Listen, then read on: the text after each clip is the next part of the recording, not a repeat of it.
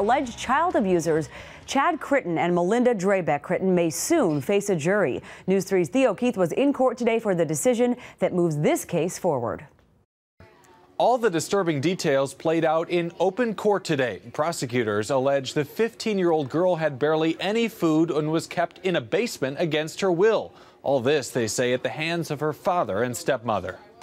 With a slight smile and with help from a bailiff, Melinda Draybeck Critton came into court in a wheelchair. Chad Critton was also there with his attorney.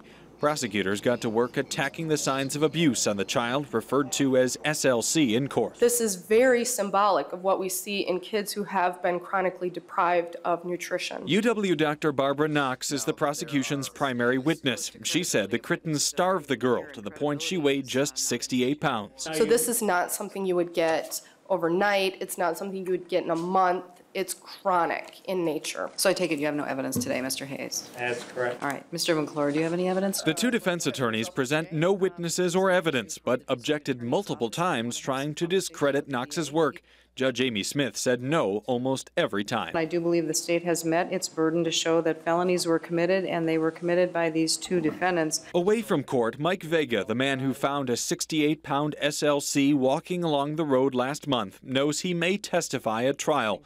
But for now, he watches like the rest of us. My role and what I want more than anything is to make sure that she's okay. She's gonna be okay. And, you know, I made a promise to her in the car that she was going to be okay. And since then, everything's lined up pretty well. We also got an idea what the defense strategy may be going forward. Critton's attorney says SLC was mentally ill and that Chad Critton did seek medical care for her.